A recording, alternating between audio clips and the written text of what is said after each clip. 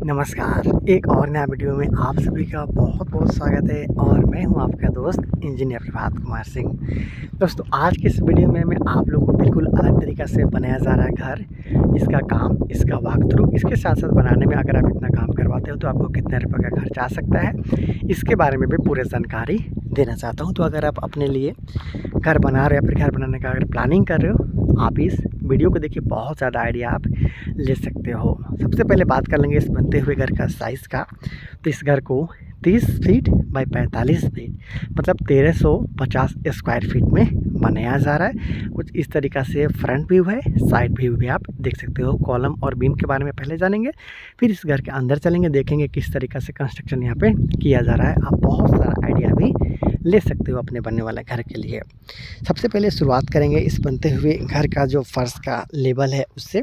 तो देख सकते हो ये है इस घर के लिए फ़र्श का लेवल, ये प्लेन बीम आप देख पा रहे हो। और उसके साथ साथ इसका ऊंचाई का बात कर ली जाए तो 3 से 3.5 फीट के आसपास में ग्राउंड लेवल से इसका ऊंचाई को रखा गया है। आप आसानी के साथ यहाँ पे देख सकते हो। हालांकि पीछे जाते जाते ये 4 से 4.5 फीट के आसपास में भी हो चुका है, आप देख सकते हो। इसके साथ साथ इस घर का जो कॉलम है इसका बात कर लिया जाए तो यहाँ पे 2 तरह का कॉलम का इस्तेमाल है, उसको किया गया है। एक कॉलम है वो 10 इंची बाई 10 इंची का है, आप देख सकते हो। इसमें 4 सिरे का इस्तेमाल किया गया है 16 mm का, और यही साइज़ का जो कॉलम है इस घर के लिए ज़्यादातर कॉलम के लिए किया गया है, यही साइज़ का इस्तेमाल। उसके साथ साथ इस घर का एक और कॉलम है, उस कॉर्नर पे आप देख सकते हो। अंदर में भी कुछ कॉलम लगाया गया, अभी दिखाऊंगा। ये 9 इंच बाई 12 इंच का कॉलम है, जिसमें 4 सरिया 16 mm का और 2 सरिया का इस्तेमाल 12 mm के रूप में किया गया है। तो इस 2 तरह का जो कॉलम है उसके साथ इस घर को बनाने का काम है वो किया जा रहा है। दोस्तों, ये दूरी पे निर्भर करता है। अगर आपका नज़दीक कॉलम आ रहा है तो आप छोटा साइज़ के कॉलम से भी अपना काम चला सकते हो, लेकिन डिस्टेंस ज़्यादा आता है तो फिर आपको कॉलम का जो साइज़ है वहाँ पे लोड ज़्यादा आता है, तो उस कॉलम का साइज़ को आपको बढ़ाना पड़ता है। तो देखिए, इस ढंग से इस घर का काम को किया जा रहा है। इस घर के लिए जो फ्लोर बीम है इसका मोटाई का बात कर ली जाए तो 12 इंच का यहाँ पे डेप्थ रखा गया है, ये आप देख सकते हो। इस तरीक़ा से 12 इंच का यहाँ पे बीम दिया गया है। दोस्तों, ये फ्लोर बीम इसलिए मोटा दिया गया था कि जब ऊपर वाला तला में काम किया जाए तो फिर ये, क्योंकि ये जो कि घर के लिए ये जो है प्लेन बीम ही है, लेकिन ऊपर वाला तला के लिए जो फ्लोर बीम है वही आपका घर का मजबूती ऊपर वाले तला के लिए लोड डिस्ट्रीब्यूशन का काम अच्छा तरीक़े से करता है। इसलिए यहाँ पे इसका साइज़ को बढ़ा दिया गया है ताकि ऊपर वाला तला में भी काम करने में किसी भी तरह का आपको दिक्कत ना आए। तो इस ढंग से इस घर का जो काम है उसे किया जा रहा है। ये इस घर के लिए साइड व्यू और ये है इस घर के लिए फ्रंट व्यू। बॉक्स नुमा डिज़ाइन का जो खिड़की है उसका इस्तेमाल किया गया है। इस घर के लिए पीछे वाला रूम है, यहाँ पे इस घर के लिए ये सीढ़ी रूम है। इस तरीक़ा से यहाँ पे काम किया जा रहा है। और ये है इस घर का फ्रंट व्यू। तो देखिए, जो फ्रंट व्यू है इस घर के लिए कुछ ऐसा काम किया गया है कि अलग टाइप से यहाँ पे जो छज्जा का निर्माण है वो किया गया है। देखिए, फ्लोर के जो छत का ढलाई हुआ उसके साथ साथ यहाँ पे काम किया गया है और इसका लुक बढ़ाया जा सके इसके लिए देखिएगा तो छत के ढलाई के समय ही ये जो लाइट के लिए पॉइंट है उसका निर्माण भी यहाँ पे किया गया, पॉइंट दिया गया। उधर जो छज्जा है उसमें भी पॉइंट नीचे की तरफ दिया गया है। ये तो दोस्तों आप स्लैब बाहर निकला हुआ देख रहे हो, यहाँ पे मिट्टी भरा जाएगा तो फिर कुछ इस तरीके से आपको स्लोप टाइप का डिज़ाइन आने वाले दिन में आपको देखने को मिलेगा। और यहाँ पे आप जो देख रहे हो ये यहाँ पे भी छज्जा निकाला गया, यहाँ पे ब्रिक वर्क करते हुए कुछ अलग टाइप का डिज़ाइन आपको यहाँ आने वाला दिन में देखने को मिलने वाला है। तो इस तरीक़े से बाहर का जो घर के लिए काम है उसे किया जा रहा है। और चलेंगे अंदर, देखेंगे कि किस तरीक़े से अंदर में इस घर के लिए जो काम है वो किया जा रहा है। अभी लेकर चलूँगा। तो देखिए, बाहर की तरफ कुछ इस ढंग से इस घर के लिए जो काम है वो किया जा रहा है, आप देख सकते हो। यहाँ पे इस घर के लिए जो 4 फीट बाई 7 फीट के लिए जो मेन गेट है उसका काम यहाँ पे किया गया है। कभी भी मेन गेट आपको 4 फीट से कम चौड़ाई वाला नहीं रखना चाहिए। हाइट तो आपको पता ही है कि 7 फीट आपको कम से कम रखना चाहिए। तो चलते हैं अंदर और देखते हैं कि घर के अंदर में जो काम है उसे किस तरीक़े से किया जा रहा है। फाइनली घर के अंदर यहाँ पे आपका घर के लिए जो है मेन गेट है और घुसने के साथ आपको मिल जाता है यहाँ पे बड़ा साइज के हॉल के साथ साथ डाइनिंग एरिया। उधर आपको मिल जाता है इस घर के लिए किचन, ये देख सकते हो। ये जिसमें एक विंडो है, एग्जॉस्ट फैन के लिए जगह के लिए इस्तेमाल वहाँ पे किया जाएगा। एग्जॉस्ट फैन के लिए वहाँ पे जगह छोड़ा गया है। इधर आपको इस घर के लिए मास्टर बेडरूम है। सारा इधर का कंस्ट्रक्शन दिखाऊंगा, लेकिन पहले किचन में लेकर चलता हूँ, दिखाता हूँ कैसे आप काम करवा सकते हो। किचन में जाने के लिए यहाँ पे डोर का साइज़ 3 फीट कम से कम रखे चौड़ा। यहाँ पे यू शेप का भी आप चाहो तो किचन आप बनवा सकते हो, या फिर एल शेप का भी किचन यहाँ पे बनवाया जा सकता है। यहाँ पे किचन के लिए विंडो है और एग्जॉस्ट फैन के लिए जगह आप देख सकते हो, और इसके ऊपर में कोई जगह यहाँ पे नहीं छोड़ा गया है। कुछ लोग जो किचन होता है उसमें भी फ़ैन का इस्तेमाल करते हैं, तो यहाँ पे ऊपर में सीलिंग फ़ैन के लिए जगह नहीं दिया गया है। हालांकि बाद में भी आप चाहो तो साइड की तरफ उसके लिए पॉइंट लगवा सकते हो, लाइट वगैरह के लिए भी पॉइंट वहाँ नहीं ऊपर में नहीं दिया गया है, आप चाहो तो नीचे में लगवा सकते हो। इस घर का जो कॉर्नर है यहाँ पे आप देखिएगा, तो इस घर के लिए ये मास्टर बेडरूम है। इस ढंग से इसका मास्टर बेडरूम है। इसका अंदर चलेंगे, देखें कैसे काम किया जा रहा है। और ये है इस घर के लिए कॉमन टॉयलेट बाथरूम। ये देखिए कॉमन टॉयलेट बाथरूम है, दरवाज़ा इसका हॉल से ही है। और यहाँ पे इस रूम के लिए अटैच्ड टॉयलेट बाथरूम बनाया जा रहा है, अंदर से ही इसका डोर है।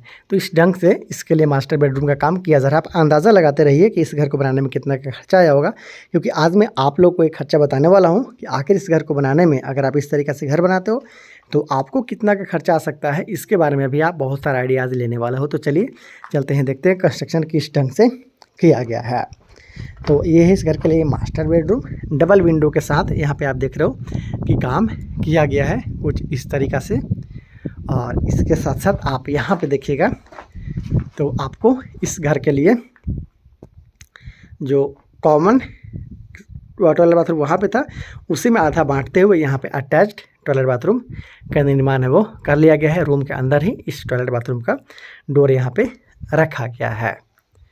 इसके साथ साथ थोड़ा और आगे चलते हैं तो आपको इधर मिल जाता है इस घर के लिए दूसरा बेडरूम। ये देख सकते हो, ये इस घर के लिए दूसरा बेडरूम है। और इसके साथ साथ उधर आपको इस घर के लिए तीसरा बेडरूम देखने को मिल जाता है। तो चलिए देखते हैं, ये इस घर के लिए दूसरा बेडरूम है। एक विंडो के साथ साथ कोई भी घर में छज्जा या फिर वेंटिलेटर का उपयोग नहीं किया गया है। हालांकि प्रत्येक घर का रूम में वेंटिलेटर ज़रूर रखना चाहिए। और उसके साथ साथ आप आगे बढ़ते हो तो इस घर के लिए तीसरा रूम आपको देखने में कुछ इस तरीके से यहाँ पे काम किया गया है। डबल विंडो का प्रयोग, लेकिन वेंटिलेटर यूज़ नहीं किया गया, किसी भी प्रकार का छज्जा का भी इस्तेमाल यहाँ पे नहीं किया गया है।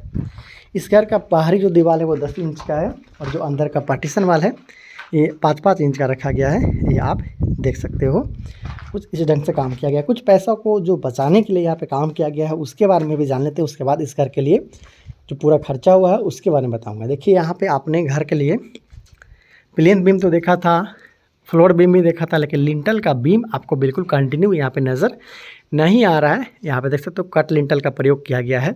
जहाँ पे विंडो है या फिर डोर है कुछ इस तरीक़ा से, उतना ही जगह पे इस तरीक़ा से कुछ 1 से 1.5 फीट आप चाहो तो इसको एक्स्ट्रा ले सकते हो। इस तरीक़े से काम करवाते हुए यहाँ पे जो इस घर के लिए लिंटल का काम है, कट लिंटल, उसका प्रयोग किया गया है। इधर भी आप देख सकते हो। तो इसमें कुछ आपका बचत हो सकता है, क्योंकि लगातार अगर आप इसके कास्टिंग करते हो तो उसमें सरिया एक्स्ट्रा लगता है। उसके साथ साथ जो मटेरियल है कंक्रीट है वो भी एक्स्ट्रा लगता है। तो कुछ पैसा को यहाँ पे जो बचत है वो किया जा रहा है। हालांकि ये गलत काम नहीं है।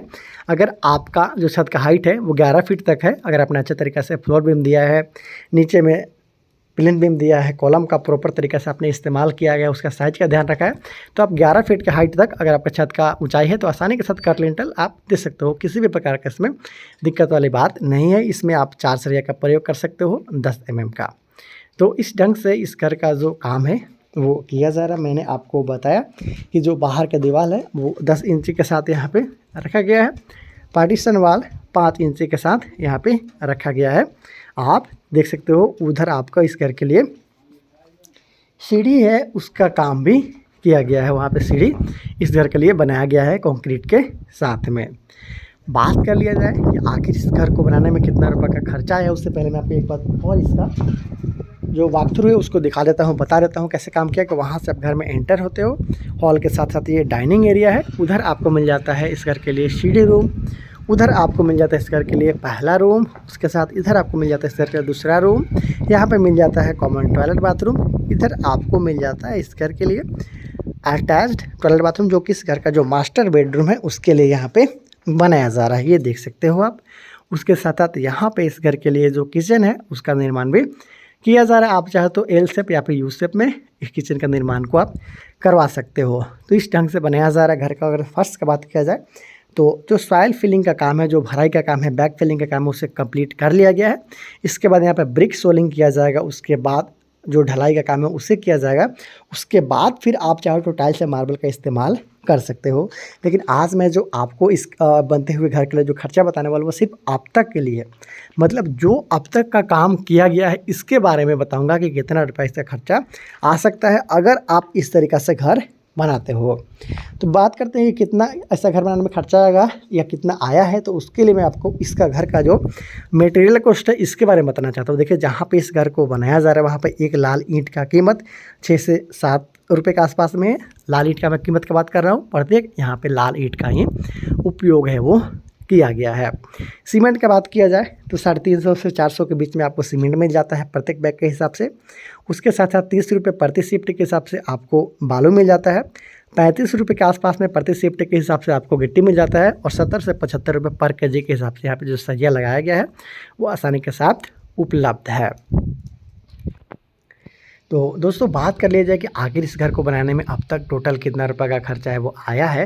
तो इस घर के मकान मालिक के अनुसार इस घर को बनाने में अब तक 8,70,000 के आसपास में खर्चा है वो आ चुका है। आप देख सकते हो कि फ्लोर बीम का साइज़ है उससे भी यहाँ पे ज़्यादा डेप्थ वाला रखा गया है। उसके साथ साथ कुछ कॉलम का इस्तेमाल भी यहाँ पे 9 इंच में 12 इंच के रूप में किया गया है। हालांकि कुछ कॉलम का इस्तेमाल 10 इंची का भी यहाँ पे उपयोग में लाया गया है। तो इस ढंग से अगर आप अपने लिए घर बनाना चाहते हो तो आसानी के साथ बना सकते हो।